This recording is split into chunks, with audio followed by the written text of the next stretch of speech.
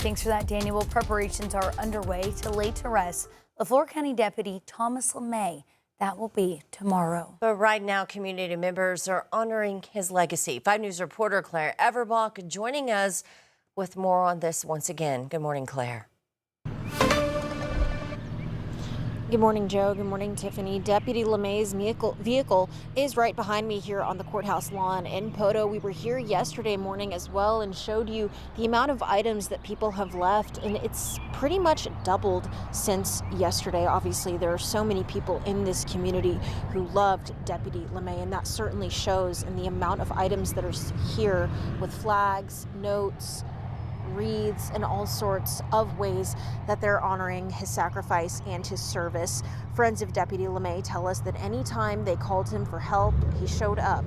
Now, one local business owner is turning her support into action. Julia Haney, who owns a local boutique, says LeMay was a passionate coyote hunter. She's honoring him by selling t-shirts and hats, with all proceeds going directly to his family. She says above all, LeMay's most important role was being a father. It will remind Deputy LeMay's family, especially his 5-year-old daughter, that her daddy was and always will be remembered as a hero. I've seen firsthand the sacrifices that come with the badge, the long hours, the risk, and the unwavering commitment to protecting others. As the community prepares to lay LeMay to rest tomorrow, this vehicle is just a small aspect of what the community is doing to show their condolences and their support.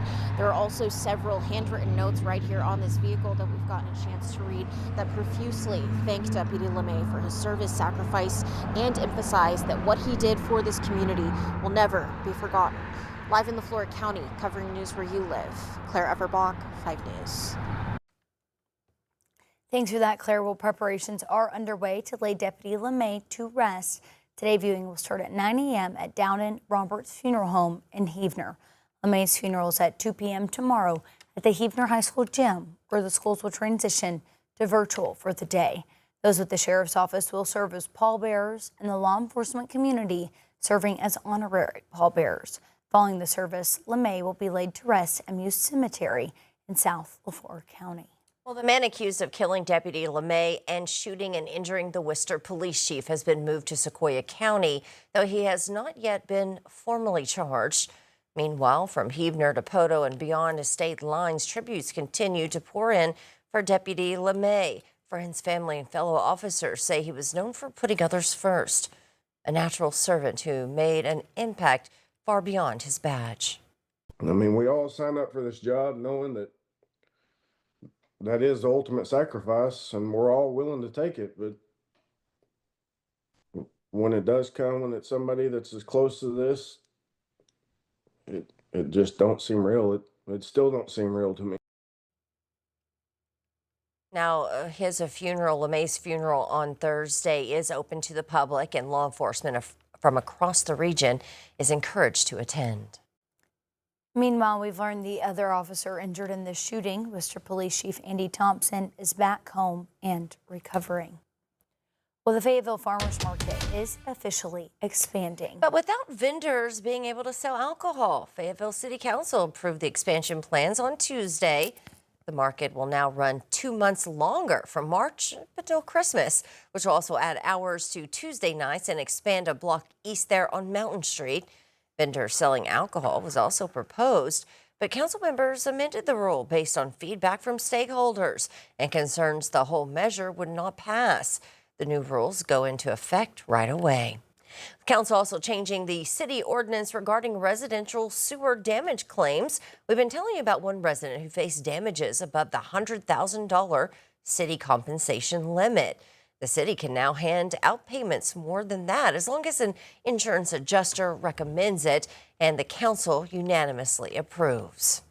Well, new this morning, a report just coming out shows half of Americans live in areas where the air quality may not be at its best. But what does that look like here at home? Of the 11 Arkansas counties rated, Washington County earned a D for high ozone days from 2022 to 2024. But on the flip side, passed with an A for particle pollution. Now, Sequoyah County passed with an A grade for both ratings. An expert with the American Lung Association says that geography and industry play a part in air quality. far too many Americans are breathing unhealthy air. In fact, 46% of children, those under 18 years old, live in an area that received a failing grade for at least one measure of air pollution. Well, staying informed about high ozone or particle pollution alerts can help people with asthma, lung disease, or cardiovascular issues make the right decisions for their health. Well, this morning, a sigh of relief after President Trump extended the ceasefire between the U.S. and Iran. But it could be short-lived as uncertainty builds over when another round of peace talks could take place. Jared Hill has more.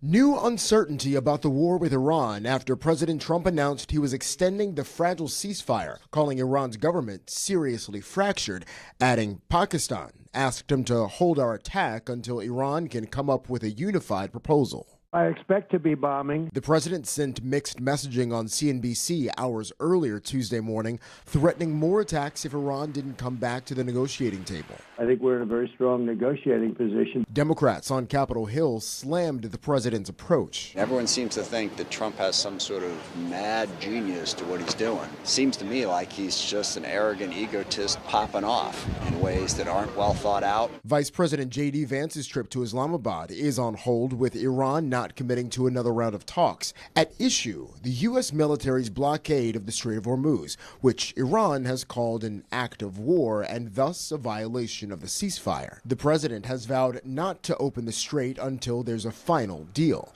2 days after the U.S. seized an Iranian cargo ship, the Pentagon released this video showing service members boarding an oil tanker in the Indian Ocean that was suspected of transporting sanctioned Iranian oil. Overnight in Tehran, a ballistic missile appeared to be on display at a demonstration. Iran's military leaders have vowed to strike back if the U.S. and Israel resume attacks. Jared Hill, CBS News. Well, this morning, the United Kingdom says an Iranian Revolution Guard gunboat fired on and damaged a container ship in the Strait of Hormuz. Authorities say no one was hurt.